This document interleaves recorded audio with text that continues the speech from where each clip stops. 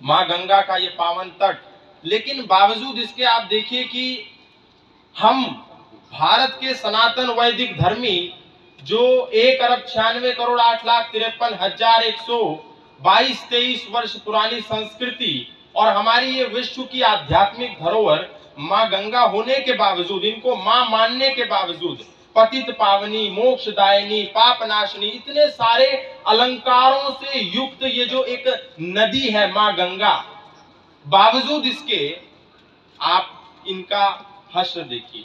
आप अमेरिका जाइए, आप कनाडा जाइए, आप ऑस्ट्रेलिया जाइए, आप जापान जाइए, आप रशिया जाइए, आप यूक्रेन जाइए, किसी भी दुनिया के बड़े से बड़े देश में जाइए, छोटे से छोटे देश में जाइए, कोई भी देश दुनिया का 200 से ज्यादा देश इस पूरे विश्व में है, 7 अरब से ज्यादा इस दुनिया की आबादी है, 700 करोड़ से ज्यादा लोग इस दुनिया में रहते हैं, लेकिन कोई भी देश अपने देश की नदी को मां नहीं कहता।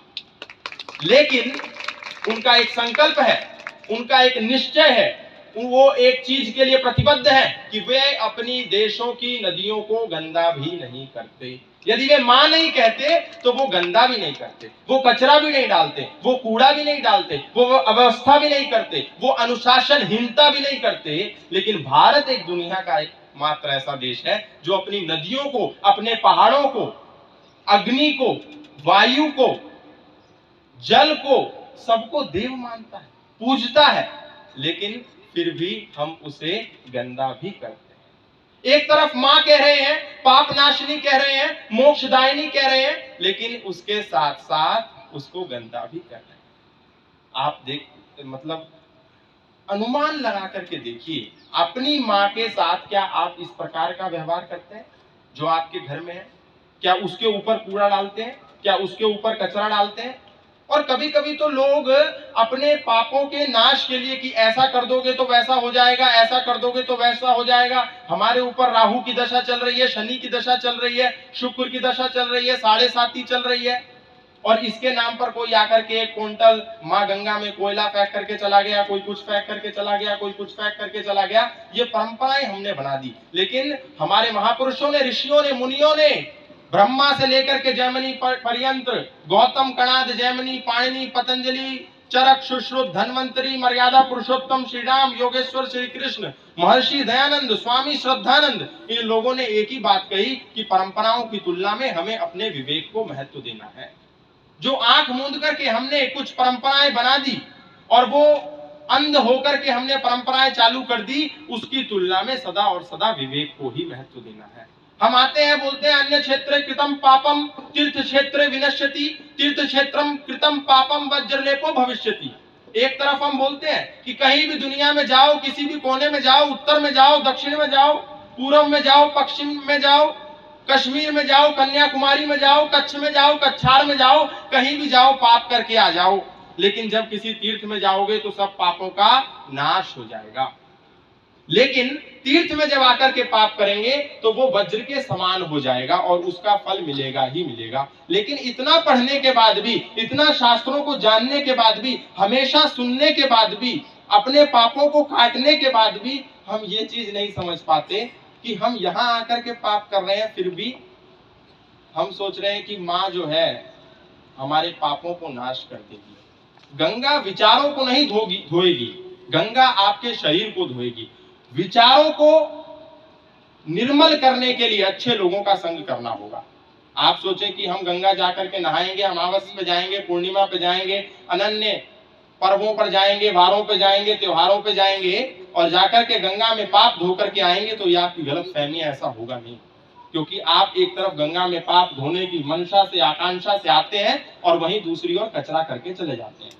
मैंने दुनिया में ऑक्सफोर्ड विश्वविद्यालय, स्टैनफोर्ड विश्वविद्यालय और जितने भी बड़े बड़े प्रबुद्ध, हार्वर्ड विश्वविद्यालय, कैम्ब्रिज विश्वविद्यालय के लोगों के साथ इंटरव्यू किया और उन लोगों के साथ जिन्होंने इन विश्वविद्यालयों में पढ़ने के बाद सनातन धर्म को स्वीकार कर लिया। तो एक माताजी थी, एक महिला थी जो आज से 25 वर्ष पूर्व भारत आ गई थी। अभी वो साधु है और 25 वर्ष पूर्व ही उन्होंने संन्यास ले लिया था। तो मैं उनसे इंटरव्यू कर रहा था ऋषिकेश के गंगा के तट पर। तो मैंने उनसे पूछा कि आपने कहां से आई और कैसे आपने सनातन संस्कृति को अपने जीवन में उतारा, क्योंकि वो भगवा वस्त्र में थी, साध्वी थी। तो उन्होंने कहा क्योंकि वो हिंदी मतलब प्योर हिंदी बोल रही थी। आज आप दिल्ली में जाओ, मुंबई में जाओ, कोलकाता में जाओ, बेंगलुरु में जाओ, तो भारत के नौजवान हिंदी बोलना नहीं चाहते, लेकिन वो विदेशी महिला हिंदी बोल रही थी। तो मैंने उनसे पूछा कि आप कहाँ की हैं, कहाँ जन्म हुआ?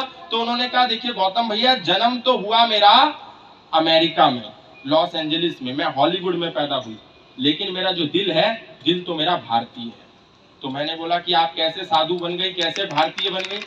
तो उन्होंने कहा कि मैं 25 साल पहले, क्योंकि मैं घूम रही थी, पूरा विश्व में घूम चुकी थी, तो मुझे किसी ने, मेरे को बड़ा समस्या होती थी, क्योंकि मैं शाकाहारी बन गई थी उस समय घूमते घूमते। अपने आप से मुझे अंतः प्रेरणा हुई कि किसी भी जीव की हत्या करके नहीं खाना है, तो मैं शाकाहारी हो गई। और शाकाहारी होने के बाद फिर मैं जब भ्रमण करने लगी, तो मुझे किसी ने कहा कि भारत में जाओ, वहां पर शाकाहार का मतलब शाकाहार ही होता है, आपको कोई भी मांस नहीं देगा। वरना मैं पूरे विश्व में घूमती थी तो शाकाहार के बोर्ड तो लगे रहते थे, लेकिन सलाद आएगा तो उसके ऊपर अंडे काट के रख देंगे, या कोई आपको चावल देगा तो उसमें पानी जो होगा वो मुर्गे का होगा, चिकन का होगा। तो वहां कहते कुछ थे, होता कुछ था। लेकिन भारत में कहा कि शाकाहार मतलब शाकाहार। तो मैं भारत गई, तो मैं जब एयरपोर्ट दिल्ली पहुंच गई, तो एक बुक मेरे सामने आई और उसमें ऋषिकेश बना हुआ था। तो ऋषिकेश के वो पहाड़ थे, तो उन्होंने मुझे आकर्षित किया। मैंने उसी समय निर्णय लिया कि दिल्ली से अब मुझे ऋषिकेश जाना है। जब ऋषिकेश में मैंने लक्ष्मण झूला पार कर लिया, तो मैं बहुत थक गई, क्योंकि बहुत सारा सामान था। फिर होटल में सामान रख के और मैं गंगा जी के निकट आई, गंगा जी के पास बैठी, और गंगा जी के पास बैठते ही, मुंह धोते ही मेरा जीवन उसी समय चुटकी बजा करके बदल गया। उसके बाद मैं कभी भी अमेरिका वापस नहीं गई। तो ये गंगा का प्रताप है, ये गंगा की ऊर्जा है, ये गंगा का ऑरा है, जिसको हमें समझने की जरूरत है। जिन्होंने न सिर्फ एक नदी के प्रकार से, नदी की भांति वो बहती चली जा रही है, बल्कि उन्होंने लाखों करोड़ों कोटि कोटि लोगों के जीवन को परिवर्तित किया है। लेकिन आज हम भारतीय लोग इसकी गरिमा नहीं समझ रहे, क्योंकि आप देखिए, हम ऐसे स्थान पर बैठे हैं, ऋषिकेश, हरिद्वार, ये जो श्रृंखला है, ये विश्व की अंतरराष्ट्रीय श्रृंखला है। यहाँ पर हर एक व्यक्ति आता है, कनाडा का भी, जापान का भी, ऑस्ट्रेलिया का भी, यूक्रेन का भी, रशिया का भी। लेकिन हम इसके महत्व को नहीं समझ रहे। हम अपने सांस्कृतिक धरोहर के इंपॉर्टेंस को, महत्ता को नहीं समझ रहे, लेकिन विश्व का प्रत्येक व्यक्ति इसको समझ रहा है। तो मैं आप सबसे निवेदन करूंगा कि आप अपने स्तर से क्या कर सकते हैं। कोरोना काल में जब हम मानवों की श्रृंखलाएं कमरों में कैद हो गई, जब अपने घरों में ताला लगा करके लॉकडाउन में फंस गए, तो आपने देखा होगा गंगा स्वतः साफ हो गई। इसका क्या मतलब है कि हम ही इंसानों की वजह से, हम ही इंसानों के रोजमर्रा के कार्यों की वजह से गंगा दूषित हो रही थी। लोग कमरों में बंद हुए, गंगा का पानी एकदम साफ नजर आने लगा। यहाँ पर इस घाट पर मगरमच्छ नजर आने लगे, घड़ियाल नजर आने लगे, मछलियां साफ नजर आने लगी। इसका क्या मतलब है कि गंगा जो दूषित हो रही थी, वो 1 महीने में पवित्र हो गई, निर्मल हो गई, स्वच्छ हो गई, साफ हो गई, पारदर्शी हो गई। कैसे? हम सब लोगों के उससे थोड़ा दूर जाने की वजह से, क्योंकि हम कुछ ना कुछ उसमें ऐसा कर रहे थे जिससे वो इस प्रकार से उसकी निर्मलता क्षीण हो रही थी। तो हम कर सकते हैं, अभी भी हमें कुछ चीजें ऐसे करनी। अपना हम क्या योगदान कर सकते हैं? हम कहते हैं प्रधानमंत्री आ गए, उन्होंने 20,000 करोड़ की नमामि गंगे परियोजना लागू कर दी, फिर भी गंगा साफ नहीं हो रही। इतने बड़े बड़े वादे कर दिए, फिर भी गंगा साफ नहीं हो रही। गंगा के लिए अलग से मंत्रालय बना दिया, फिर भी गंगा साफ नहीं हो रही। गंगा ऐसे साफ नहीं होगी, गंगा जन भागीदारी से साफ होगी। शराब गुजरात में बंद है, क्या लोग वहां शराब नहीं पीते?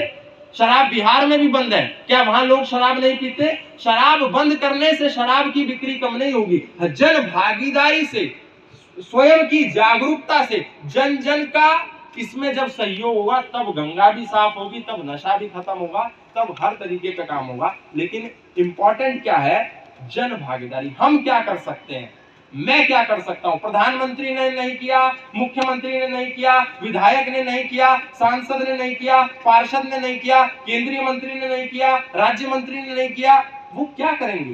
करना हमें और आपको ही है, दूसरों पे दोष नहीं देना। हम क्या कर सकते हैं, उस पर हमें विचार करना होगा। और हम सब यहां से आज जाएं तो एक संकल्प लेकर के जाएं कि गंगा के पवित्रता के लिए हम पर्सनली क्या कर सकते हैं, उस पर विचार करें। इन्हीं शब्दों के साथ, इन्हीं शुभकामनाओं के साथ बहुत बहुत धन्यवाद। ओम शांति।